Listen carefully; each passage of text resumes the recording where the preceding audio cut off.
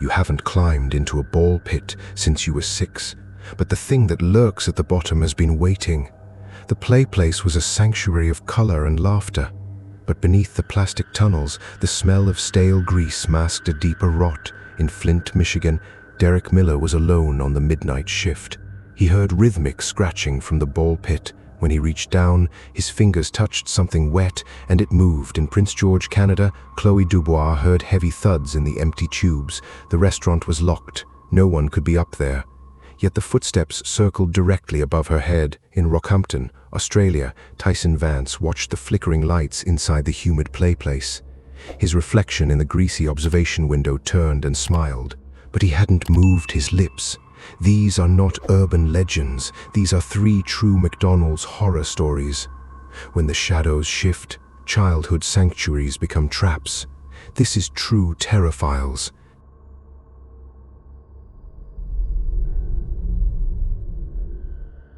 Derek Miller never believed in ghosts. He believed in broken ice cream machines, clogged grease traps, and the kind of exhaustion that settled into your bones after a double shift. At 42, with a bad back and a mountain of unpaid medical bills, he had learned to ignore the creaks and groans of an old building. Flint, Michigan was full of them. Abandoned factories, boarded-up storefronts, and fast food joints that should have been torn down a decade ago. The McDonald's on Dort Highway was no exception. It had stood there since the early 90s, a relic of plastic playgrounds and faded murals, now operating on a skeleton crew and a prayer. Derek had taken the night maintenance job out of desperation. The pay was terrible, but it was cash under the table, and the manager, a tired woman named Sheila, didn't ask questions. She just handed him a ring of keys and a list of tasks that never seemed to end. Scrub the fryers, mop the dining area, check the roof for leaks, and once a month do a deep clean of the play place. That last task was the one every other employee avoided. The play place was a sealed-off tube maze of primary-colored plastic bolted to the far corner of the restaurant behind a glass partition. It smelled faintly of old socks and something else, something sour that no amount of disinfectant could mask.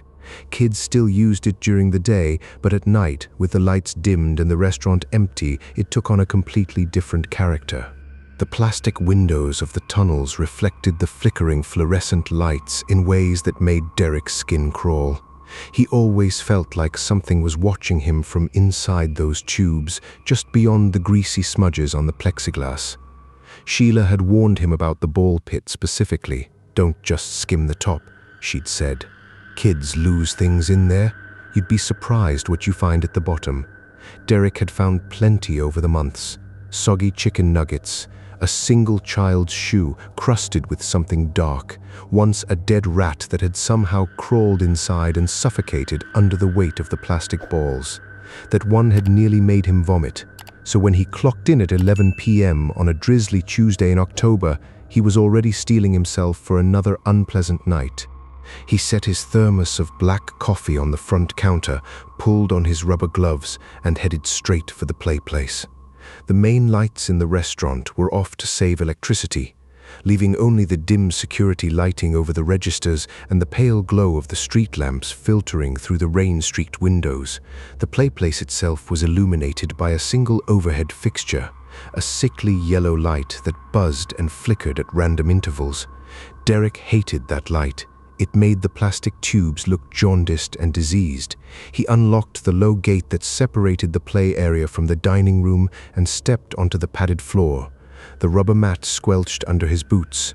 The air inside was thicker, heavier, saturated with the musty odor of old fabric and trapped humidity. To his left, the ball pit sat like an open wound.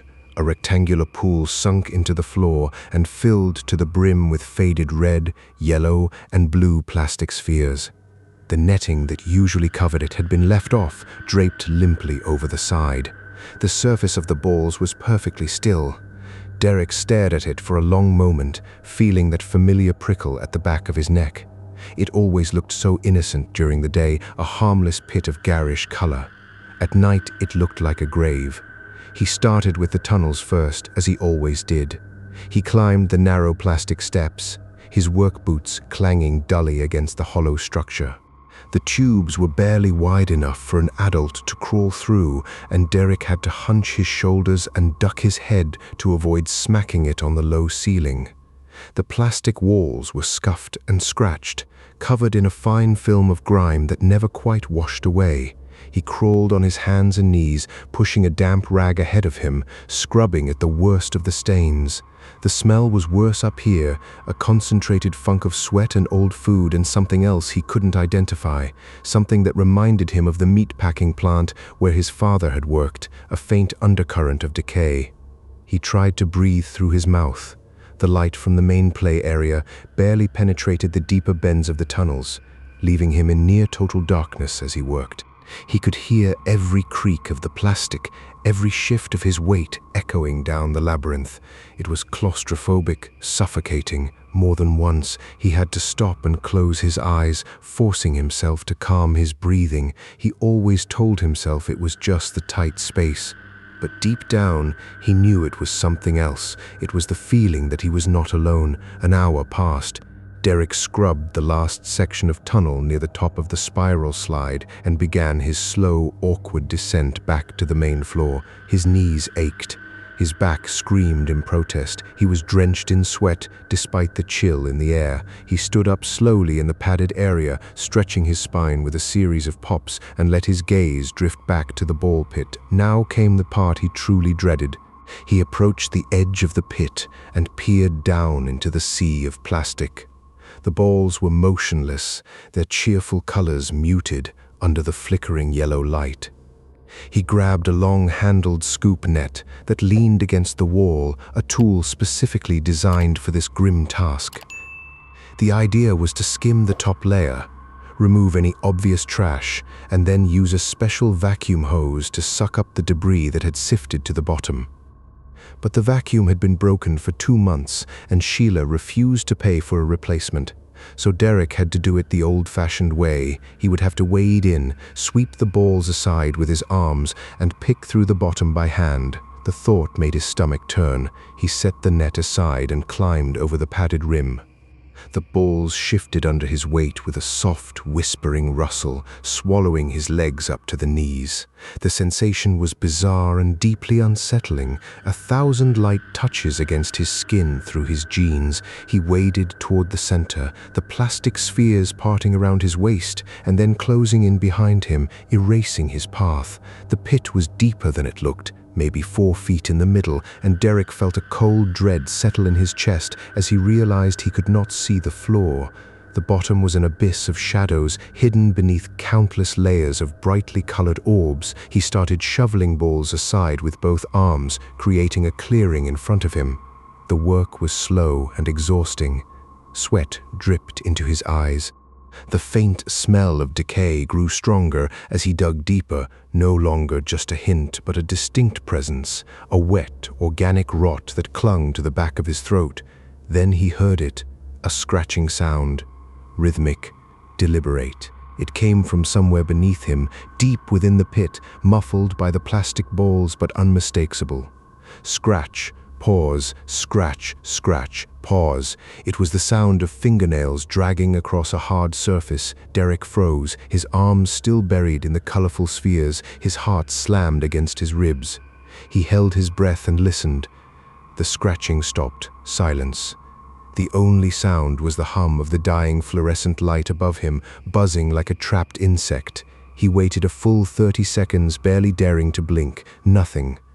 He let out a shaky breath and shook his head. A rat, he told himself, just another rat. He had found one before. This one was probably trapped under the floor mat, trying to claw its way out. That was the logical explanation. He forced himself to keep digging, pushing the balls aside with renewed urgency, eager to get this over with. He cleared a small section down to the padded bottom and crouched, peering into the shadows. The floor was stained with dark blotches, old soda spills, and God knows what else. And there, in the far corner of the pit, something glistened. A wet, dark patch that reflected the flickering light with an oily sheen. Derek squinted. It was too large to be a spilled drink. It looked like a puddle, thick and viscous, seeping up from the seam where the padded floor met the wall. The scratching sound returned, louder this time, more insistent. It was definitely coming from the direction of that wet patch. Scratch, scratch, scratch. Derek's mouth went dry. He could no longer pretend it was a rat. The rhythm was too deliberate, too human. It had the desperate, frantic quality of someone trying to dig their way out of a coffin. He thought about the dead rat he had found months ago. How long had it been trapped before it suffocated? The thought sent a wave of nausea through him. But this wasn't a small animal scratching. This was something bigger. Something was down there under the floor. He took a step back, the plastic balls swirling around his thighs. Every instinct screamed at him to climb out of the pit and call the police, but a darker, more morbid curiosity rooted him in place. He had to know, he had to see. He crouched again, reaching down with a trembling hand, pushing the remaining balls aside. The wet patch was right in front of him now, a dark stain about the size of a dinner plate. The smell was overwhelming. A thick, sweet stench of rotting meat and stagnant water. He reached out, his gloved fingers hovering just above the surface of the puddle. It wasn't just water, it was thicker, darker, like old blood mixed with something else. The scratching stopped abruptly. Then, for the first time, he heard another sound. A soft, wet, gurgling breath. It came from directly beneath the floor, a damp exhalation that seemed to vibrate through the padded mat and into the soles of his boots. Derek's blood ran cold. This was no animal. This was a living thing, breathing, trapped in a space that should not exist. He stumbled backward, his feet tangling in the plastic balls, and he went down hard. The colorful spheres closed over his head for a terrifying second, filling his mouth and nose with the taste of stale plastic and rot. He flailed, sputtering, and clawed his way back to the surface, gasping for air. The light above him flickered violently, plunging the play place into momentary darkness before stuttering back to life. In that split second of blackness, he felt something brush against his leg, something wet and solid, moving deliberately through the balls near his ankle. He screamed. It was a raw, primal sound that tore from his throat before he could stop it. He scrambled for the edge of the pit, kicking and thrashing, the plastic balls erupting around him in a chaotic spray. The wet thing latched onto his boot, a grip that was weak but insistent, like a hand with too many joints. He wrenched his foot free with a surge of adrenaline and hauled himself over the padded rim, landing in a heap on the rubber floor. He didn't look back. He crawled on his hands and knees toward the gate, his heart pounding so hard he thought it would burst. He burst through the low door and didn't stop until he was behind the front counter, his back pressed against the cold metal of the shake machine. He sat there for a long time, trembling, listening. The play place was silent again. The flickering light hummed its monotonous tune. The scratching did not resume. Derek looked down at his boot. There was a smear of dark, viscous fluid on the leather, and clinging to the lace was a small, jagged piece of something that looked horrifyingly like a fingernail. He called Sheila. His voice was shaking so badly he could barely form words. She sighed heavily, clearly annoyed at being woken up. He tried to explain, tried to tell her about the scratching, the breathing, the thing that had grabbed his foot. She cut him off. "You're overtired, Derek," she said flatly. "Just lock up and go home. We'll deal with it in the morning." He wanted to argue, to scream at her that something was living under the ball pit, something that was bleeding and breathing and trying to claw its way out. But the words died in his throat. What could he say that wouldn't make him sound insane? So he just agreed, his voice hollow, and hung up the phone. He grabbed his keys, never taking his eyes off the play place gate. The plastic tubes were dark now, the overhead light finally having given up its ghost. The ball pit was a silent, still pool of shadows. He fled the restaurant, locking the door behind him with clumsy, shaking hands. The cold October rain hit his face, and he stood in the empty parking lot, gasping, the smear of dark fluid on his boot already drying to a crusty brown. He didn't sleep that night. He sat in his cramped apartment, the television droning on mute, his boot still on his foot because he couldn't bring himself to touch it again. His mind replayed every detail on a loop, the rhythm of the scratching, the wet, gurgling breath. the impossible grip on his ankle. He thought about the missing person posters he saw around Flint, the faces of the forgotten staring out from telephone poles and laundromat bulletin boards. How many people disappeared in a city like this, swallowed by the decay and the neglect? How many were never found? The thought that had been gnawing at the edge of his consciousness finally pushed its way to the front. That space under the ball pit floor, the one that should not exist, was just large enough to hold a body. The next morning he returned to the restaurant. He didn't have a shift, but he couldn't stay away. The parking lot was empty except for a single police cruiser and an unmarked white van. Sheila was standing by the front door, her face pale and drawn. She looked at Derek with an expression he had never seen on her before, genuine, undisguised terror. Before he could speak, she held up a hand. "They found something," she whispered in the ball pit. "The police are inside." Derek's heart sank like a stone. He pushed past her and walked through the front door. The dining area was cordoned off with yellow tape. Several officers stood near the playplace, their faces grim. A forensic technician in a white suit was crouched at the edge of the ball pit, carefully lifting plastic spheres and placing them into evidence bags. The floor of the pit had been partially exposed. Derek could see the dark, stained padding and the jagged hole that had been cut into the very center. The hole was small, no more than 2 feet across, leading down into a hidden crawl space beneath the play structure. The air was thick with the stench of decay, far worse than anything he had smelled the night before. He gagged, covering his mouth and nose. An officer noticed him and walked over, his hand resting lightly on the taser at his belt. "Are you the one who reported a disturbance last night?" the officer asked. Derek nodded numbly. The officer's expression didn't change. "We found human remains down there," he said, his voice low and professional. "The body of a child." Derek felt the world tilt on its axis. The officer continued, detailing the discovery with a detached, clinical tone.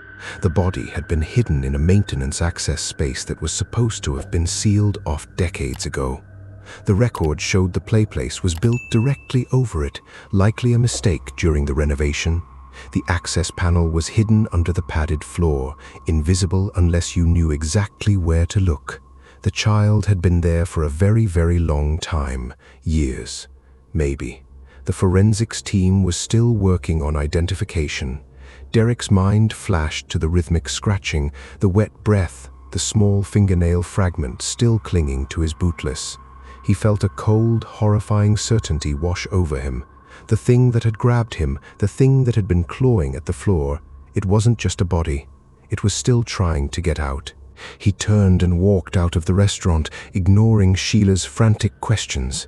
He stood in the parking lot, the morning sun weak and watery through the gray Michigan clouds. He looked down at his boot. The fingernail fragment was gone, brushed off somewhere during the chaos. But the dark smear remained, a permanent stain on the worn leather. He knew, with a sickening clarity, that he would never scrub it clean. Not really. He would carry that stain with him forever, a constant reminder of the thing in the ball pit. A few days later, the news reported a positive identification. The remains belonged to a 7-year-old boy named Marcus Webb, who had vanished from a birthday party at that very McDonald's in 1998. The official story was that he had climbed into the playplace and somehow fallen through a hidden gap, becoming trapped in the maintenance space below. The case was ruled a tragic accident. But Derek knew the truth. He knew that the scratching had started long before he ever took that job. Employees had complained about it for years, but management always dismissed it as rats or old pipes. He knew that the wet, gurgling breath was not just the last gasp of a dying child. It was the sound of something that refused to let go, a spirit so bound to that claustrophobic plastic tomb that it kept clawing, kept trying to surface long after its body had given up. Sometimes, late at night, when the rain pattered against his window and the shadows in his room grew deep, Derek would wake up in a cold sweat. He would feel that phantom grip on his ankle, that weak, desperate hand reaching out from the darkness, and he would hear the scratching again, not from the ball pit this time, but from somewhere deep inside his own apartment, a faint rhythmic scraping on the other side of his bedroom door. He never went back to that McDonald's. The building was condemned a few months later, the lot left to rot with a chain-link fence around it, but the ball pit stayed.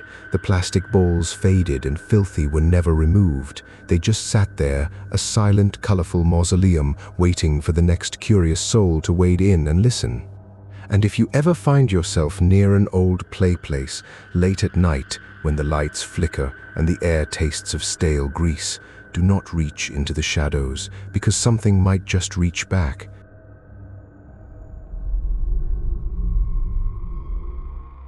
Chloe Bois had always hated the dark. Not the soft, familiar darkness of a bedroom at midnight, but the heavy, absolute blackness that descended on the northern forests of British Columbia in the dead of winter. It was a darkness that swallowed light whole, that pressed against windows with an almost physical weight. The city of Prince George sat like a tiny island of artificial glow in a vast sea of frozen wilderness. Beyond the streetlights, the trees stretched for hundreds of miles, silent and indifferent. Chloe had lived here her whole life, and she still felt a shiver of primal unease every time she looked out into that endless black. The cold was a living thing too. It crept through every crack, seeped into your bones, and turned your breath to crystal. On the night of December 14th, the temperature had plummeted to 30 below zero. The air itself felt sharp enough to cut skin. Chloe was working the closing shift at the McDonald's on the Old Caribou Highway, a lonely franchise perched at the edge of town where the pavement gave way to frozen logging roads. The restaurant was dead. It had been dead for hours. Only a handful of customers had ventured in all evening, mostly truckers, desperate for hot coffee before disappearing back into the snow-swept night. By 10 p.m., Chloe's manager, a tired woman named Margaret, had sent everyone else home. The storm was getting worse, she said. Best to close early and let people get home safe. Chloe had volunteered to stay behind and finish the cleanup. She needed the extra hours, and besides, her apartment was only a 10-minute drive away. Margaret had hesitated, glancing out at the swirling snow, then nodded. "Lock up tight when you're done," she said, "and don't let anyone in, not until morning." Chloe had smiled reassuringly, but a small, anxious knot had already formed in her stomach. She didn't like being alone in the restaurant at night. The building was too old, too full of strange noises. The heating system rattled and groaned. The freezers hummed with a pitch that set her teeth on edge. And then there was the play place. It crouched in the far corner of the dining area, a tangled maze of plastic tubes and slides, painted in fading primary colors that looked sickly under the fluorescent lights. During the day, it was filled with the shrieks of children. At night, it was a silent, empty labyrinth. Chloe tried to ignore it as she mopped the tile floors, but her eyes kept drifting toward the glass partition. The playplace was dark now, the interior lights switched off to save power. The tunnels were nothing more than shapeless, black voids behind the scratched plexiglass. She finished the lobby and moved to the front counter, wiping down the stainless steel surfaces with methodical precision. The radio on her belt crackled with static. She had turned it to the local weather channel, more for the sound of a human voice than any real need for updates.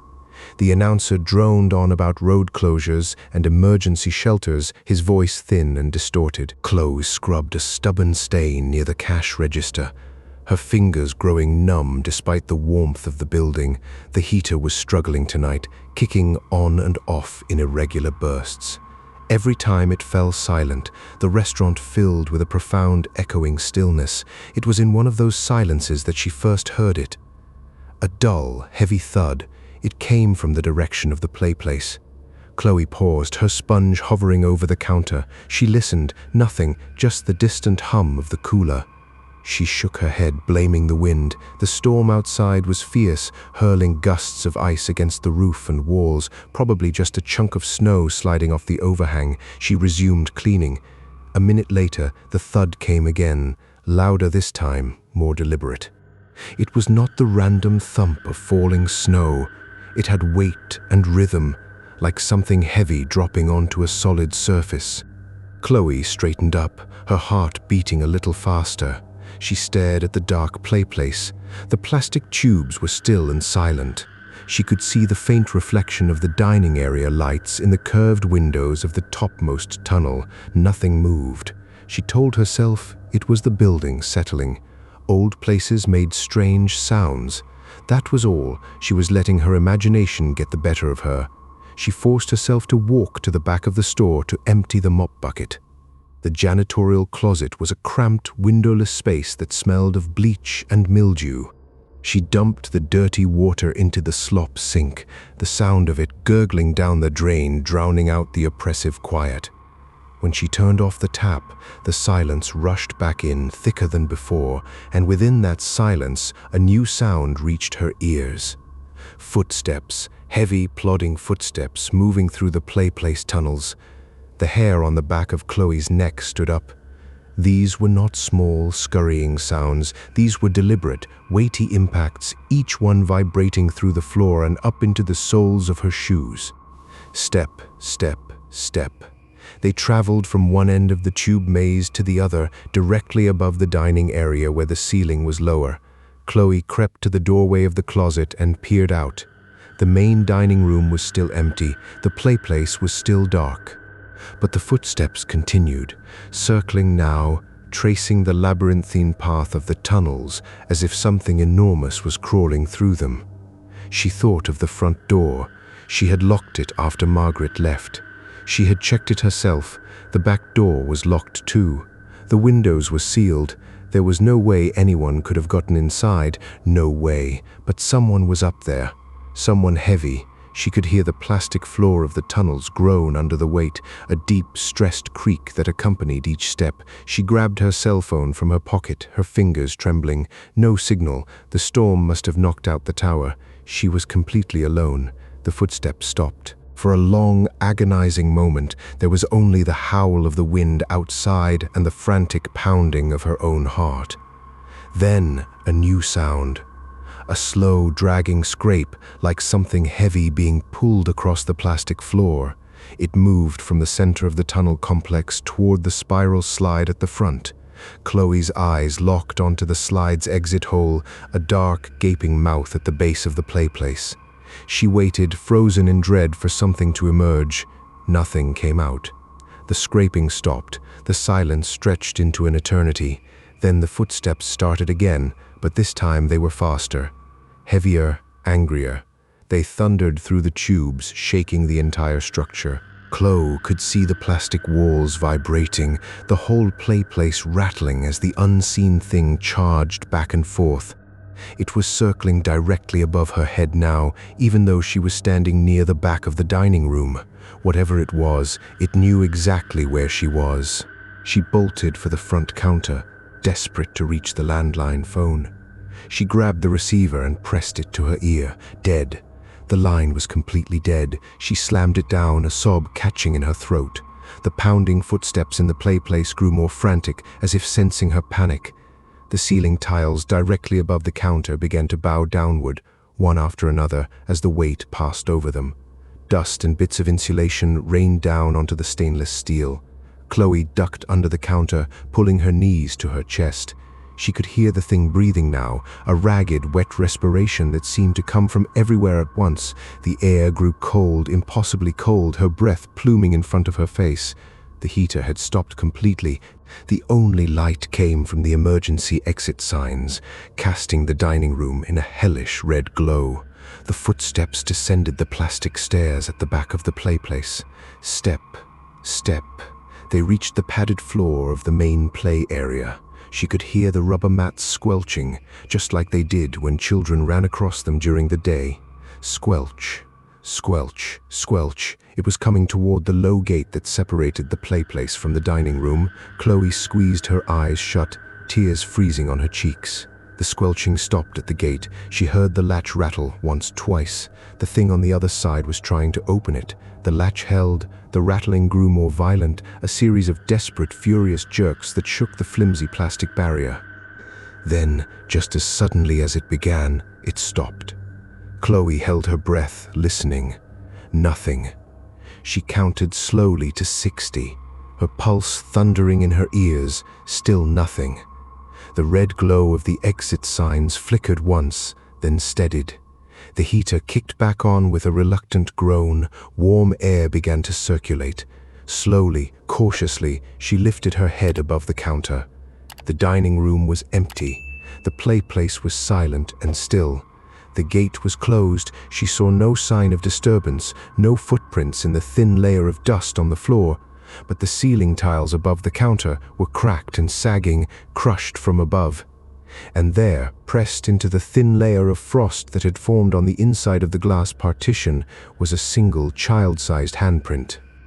Except the fingers were far too long, stretched and thin, with too many joints.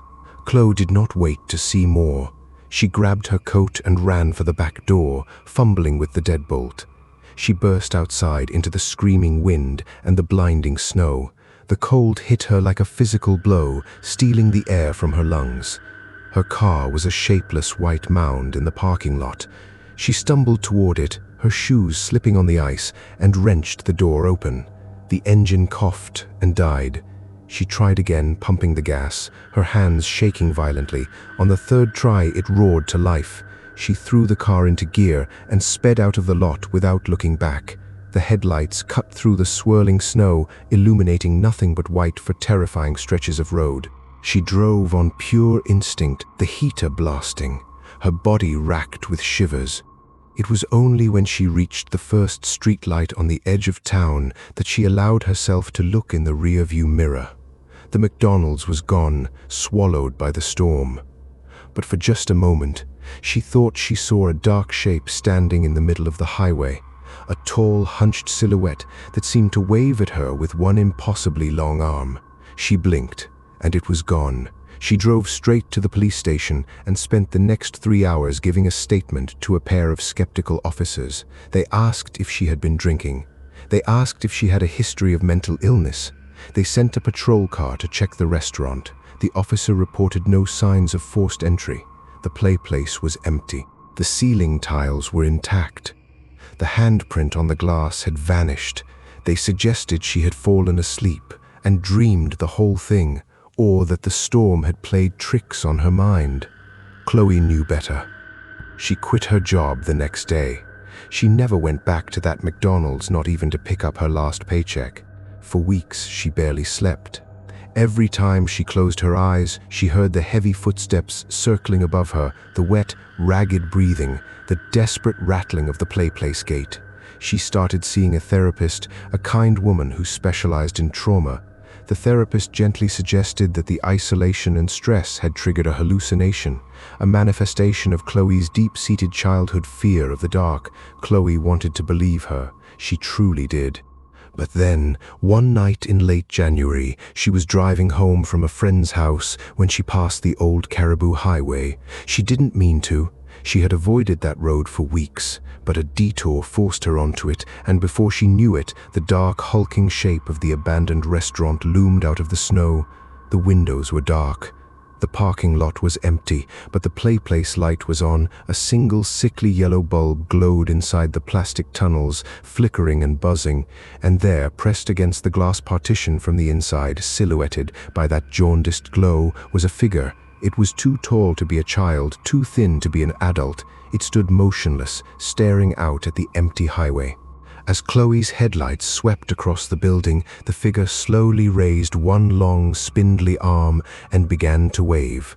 She slammed her foot on the gas and didn't slow down until she was back in the heart of town, surrounded by streetlights and other cars. She moved away from Prince George that spring. She went south to Vancouver, where the nights were never truly dark and the cold never bit so deep. She told herself the thing in the play place was bound to that place, that it couldn't follow her. But sometimes in the dead of night, when the rain patters against her window and the city lights cast strange shadows on the walls, she hears a familiar sound, a heavy, deliberate thud on the ceiling of her apartment. And she knows with a cold certainty that chills her to the marrow that some playgrounds are better left forgotten.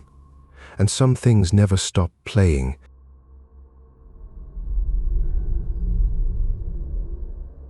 Tyson Vance hated the humidity more than anything.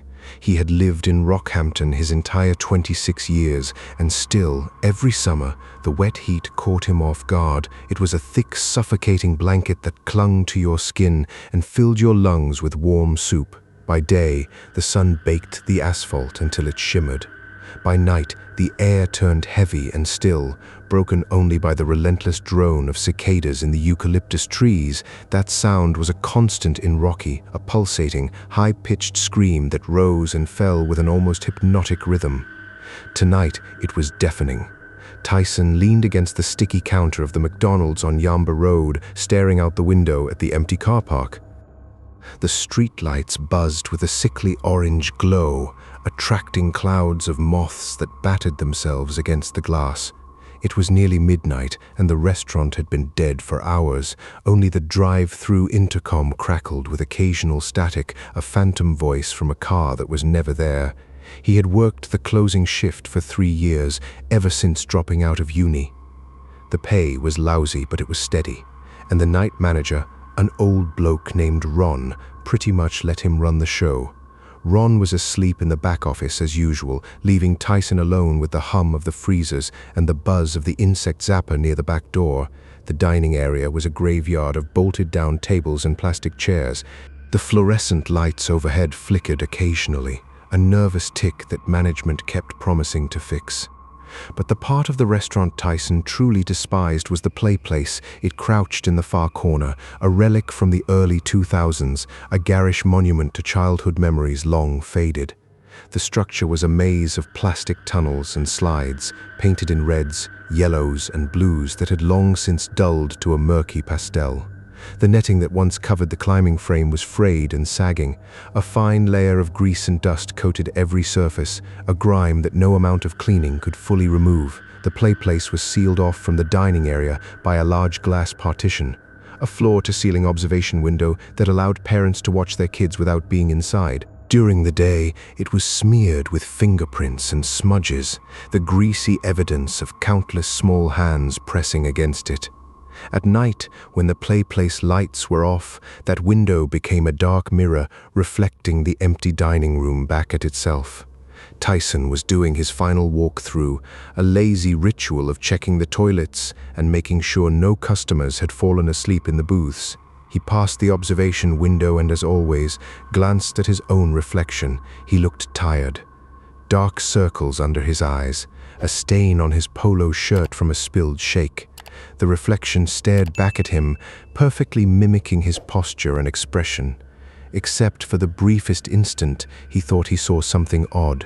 The reflection seemed to linger a fraction of a second too long. He stopped walking, but the reflection had already stopped too. He raised a hand. The reflection raised its hand in perfect sync. He lowered it. The reflection lowered it. He shook his head, blaming the flickering lights and his own exhaustion. It was nothing, just his mind playing tricks. He had been watching too many horror movies on his phone during his breaks. He turned away from the window and continued his rounds, but the feeling of being watched did not leave him. It clung to the back of his neck like a cold sweat. Despite the oppressive heat, he checked the men's room. Empty, the urinals hummed with a slow, steady drip. He checked the women's room, also empty. A single paper towel lay crumpled on the floor. He bent to pick it up, and as he straightened, he caught a glimpse of himself in the large mirror above the sinks. His reflection was staring directly at him, but his own eyes were looking at the paper towel in his hand. The reflection's eyes were locked on his face, unblinking. Tyson froze. He slowly lifted his gaze to meet the reflection's eyes. They were his own, but somehow wrong. The expression was too flat, too empty, like a wax figure's stare. He held his breath and took a step closer to the mirror. The reflection did the same, its movements matching his exactly. He tilted his head. The reflection tilted its head. He forced a nervous laugh, and the reflection's mouth moved in what should have been a laugh, but no sound came out. It was just a silent, hollow opening of the lips. He told himself it was the bad lighting. The bulb above the mirror was old and flickered with a sickly yellow pulse. That was all. Just a trick of the light and his own tired brain. He crumpled the paper towel and tossed it in the bin. He left the restroom quickly. Not looking back at the mirror, back in the dining area, the cicadas outside seemed louder, their shrill chorus pressing against the windows. The air conditioning had clicked off, and the silence inside the restaurant was profound. Tyson could hear his own heartbeat, a dull thud in his ears. He walked behind the counter and began wiping down the coffee station. The job was mindless, and he let his thoughts drift. He thought about the old stories Ron had told him about this place. The restaurant had been built on a plot of land that used to be a small suburban house. The family who lived there had a tragedy back in the 80s. A boy, maybe 8 or 9, had disappeared from his backyard, never found. The house was eventually torn down and the McDonald's went up. Ron said the night staff sometimes heard kids laughing in the play place even when it was empty. Tyson had always dismissed it as typical workplace ghost stories. Now, he wasn't so sure. He finished the coffee station and turned toward the dining area. The observation window of the play place was directly across from him, a dark rectangle of glass. The play place itself was still unlit, its tunnels lost in shadow. But the window reflected the front counter perfectly, a mirror image of the cash registers and the menu boards. And in that reflection, he saw himself standing behind the counter, wiping down the coffee machine. He saw his own reflection stop wiping. He was still wiping. His hands were moving, cloth in hand, scrubbing at a stubborn coffee ring. But his reflection had stopped moving. It stood perfectly still, cloth hanging limp at its side, and its head was slowly turning to face him directly. Tyson's own hands stopped. The reflection's hands remained still. It was now staring at him, its face a pale, emotionless mask. Then, very deliberately, it smiled. It was a wide, unnatural smile that stretched the skin too far, showing far too many teeth. Tyson had not smiled. His own face was frozen in a mask of dawning horror. He stumbled backward, knocking over a stack of lids. They clattered to the floor. The noise shocking in the dead quiet. When he looked back at the window, the reflection was normal again. It matched his panicked expression, his wide eyes, his mouth slightly open. It was him, exactly him. He pressed a hand to his chest, feeling his heart hammering. He was losing his mind. That was the only explanation.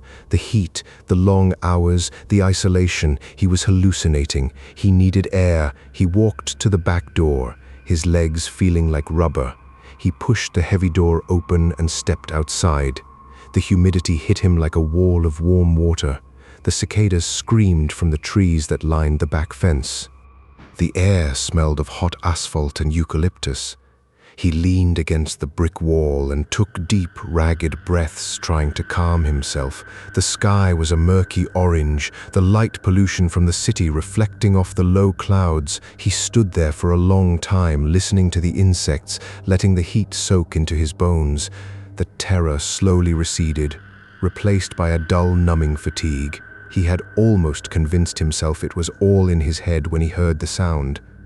A soft tapping. It came from behind him, from inside the restaurant. He turned and peered through the back door window. It looked into the short hallway that led to the kitchen. No one was there. The tapping came again. This time, he recognized the direction. It was coming from the dining area, from the observation window. He didn't want to go back inside. Every instinct screamed at him to run to his car and drive away, to leave Ron sleeping in the office and never look back, but a morbid, horrified curiosity pulled him forward. He had to see. He had to know. He stepped back into the building, the door hissing shut behind him. The hallway was dark, lit only by the red glow of the exit sign. He walked slowly toward the dining area, his footsteps echoing on the tile. He rounded the corner and looked at the observation window. His reflection was there, waiting for him. But it was no longer on the other side of the glass. It was standing in the dining area, directly behind where he stood, according to the rules of a mirror. He spun around. The dining area was empty. He turned back to the window. The reflection was still there, standing in the reflected dining room, a perfect inverted copy of reality. It was no longer mimicking his movements. It stood with its arms at its sides, head tilted, that terrible smile still plastered on its face. Tyson felt a cold dread seep into his stomach. The reflection raised one hand and pressed its palm flat against the glass. Tyson could see the grease and smudges on the window, the same smudges that had been there for weeks. But the reflection's hand was on the other side, pressing from within the play place, because the window wasn't a mirror. It was a window into the dark play place, and the reflection was inside the play place, pressed against the glass from the other side. He could see it now, the dim shapes of the plastic tunnels behind the figure. The play place was still dark, but the figure was illuminated by some sickly, internal glow. It looked exactly like him, same stained polo shirt, same tired eyes, but the smile was a gash of white in a pale face. It slowly dragged its hand down the glass, leaving a trail of clear space through the grime. The fingernails were too long, yellowed and cracked. It tapped the glass again, 3 slow, deliberate taps. Tap, tap. Tyson stumbled backward, his mind reeling. This wasn't a reflection, this was something wearing his face, trapped inside the sealed play place, pressing against the observation window. He turned to run, but the lights in the dining area flickered violently and then died. The red exit signs remained, casting the room in a bloody half-light. The only other illumination came from the sickly glow of the thing in the play place, filtering through the greasy glass. He could still see it, a pale shape in the darkness smiling at him. It began to move, sliding along the window, its face never turning away from him. It moved toward the door of the play place, the low gate that he knew was locked from the outside. He heard the latch rattle, the same desperate fumbling rattle he had heard in countless nightmares. He knew with absolute certainty that if that thing figured out how to open the gate, he was dead, or worse. He forced his legs to move. He ran for the front counter, intending to grab his phone, his keys, anything. He vaulted over the counter and landed hard, his knee slamming into the floor. Pain shot through his leg, but he ignored it. He fumbled in the darkness, his hands finding his phone. The screen glowed to life, the sudden brightness blinding him. He saw the time, 12:03 a.m. He also saw his own reflection in the black screen, a tiny, distorted version of his face. And in that tiny reflection, his face smiled, not him. The reflection on the phone screen smiled. He threw the phone away as if it burned him. It clattered across the floor, the screen still glowing. From the play place gate, the rattling grew more frantic, a clicking sound like a lock turning, then silence. Tyson held his breath, crouched behind the counter. The only sound was the cicadas outside screaming in their ancient chorus. Then a soft, wet footstep on the tile. Squelch. It sounded like a wet shoe on a dry floor, but the floor was not wet. Squelch. Another step. It was in the dining area, walking toward the counter. Tyson pressed himself against the cold metal of the shake machine, his eyes squeezed shut. He could smell it now, a thick, cloying scent of stale grease and something else, something dead and sweet. The squelching footsteps stopped on the other side of the counter. He heard a slow, rattling breath, the sound of air dragging through a throat that wasn't meant to breathe. He felt a cold presence, a chill that cut through the humid air like a blade. He opened his eyes. The thing was leaning over the counter, its face inches from his own. It was his face, but the eyes were hollow pits, and the smile stretched impossibly wide, splitting the cheeks like overripe fruit. The mouth moved, but no sound came out. It simply mouthed a single word over and over. You, Tyson screamed. He scrambled backward, his feet slipping on the tile, and his hand closed around the handle of the mop bucket. He swung it blindly, the bucket crashing into the thing's head. There was a sickening, wet crunch, and the bucket passed right through it as if through smoke. The figure wavered, its smile flickering. It was not solid, it was a reflection given substance, a projection of something from the other side of the glass. He realized with a jolt that it wasn't fully here, not yet. It needed something, it needed him. The creature lunged, its 2 long fingers reaching for his throat. Tyson rolled sideways, knocking over the mop, and scrambled toward the back door. He could hear it behind him, those wet, squelching footsteps, that rattling breath. He burst through the back door into the suffocating night air. The cicadas screamed in triumph. He didn't stop running. He crossed the car park, vaulted the fence into the empty lot next door, and kept going, through the scrubby eucalyptus trees, the branches scratching his arms. He ran until his lungs burned and his legs gave out. He collapsed in a heap on the dry, cracked earth, gasping for breath, the stars spinning above him. He didn't look back. He couldn't. Hours later, when the first grey light of dawn filtered through the trees, he finally stood up. His clothes were torn, his knee swollen. He made his way back to the main road, avoiding the restaurant.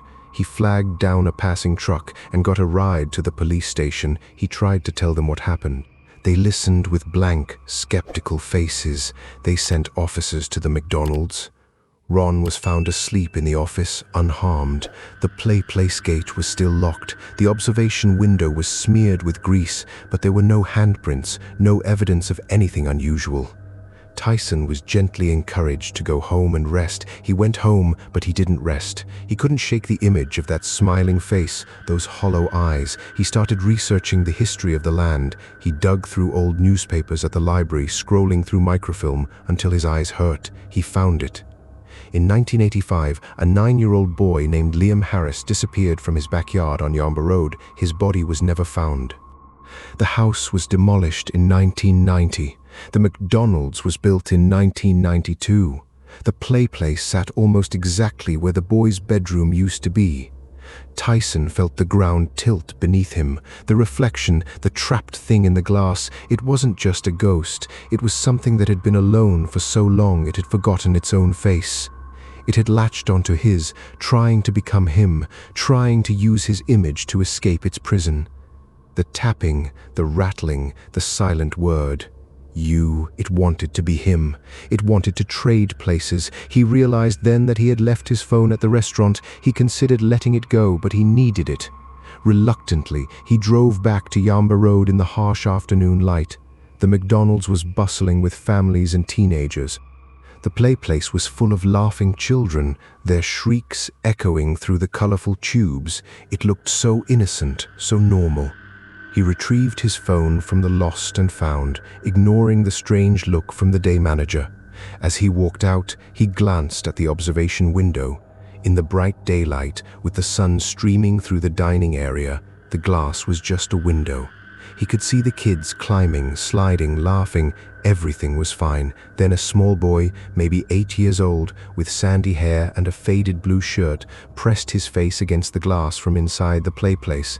He stared at Tyson with an unsettling intensity.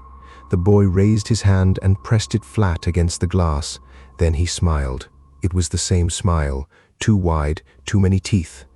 And his lips moved, mouthing a single silent word. You. Tyson turned and walked away, his heart a cold stone in his chest. He knew then that Liam Harris had never left. He was still in the place, watching, waiting, wearing the faces of the living to try and find his way out, and tonight, when the restaurant closed and the lights flickered off, he would be at the observation window again, tapping, smiling, and searching for a new reflection to steal. The place lights have flickered for the last time tonight. 3 survivors, 3 encounters with something lurking just beyond the colorful plastic and greasy glass. Derek heard the scratching from beneath the ball pit. Chloe felt the heavy footsteps in an empty, frozen tunnel, and Tyson saw his own reflection smile back at him, a face that wasn't his. These fast food horror stories prove that childhood sanctuaries can become traps when the shadows stretch and the silence deepens. If these tales unsettled you, you're not alone. Smash that like button to feed the algorithm, subscribe and ring the bell so you never miss a true terror file. Drop a comment below, tell us which story chilled you the most, or share your own eerie place memory. The next story is already waiting in the dark, clawing at the edges of reality. Remember, some playgrounds are better left forgotten. Don't be the next reflection trapped behind the glass, and if you ever hear scratching beneath your feet, don't look down. Until then, stay out of the ball pit.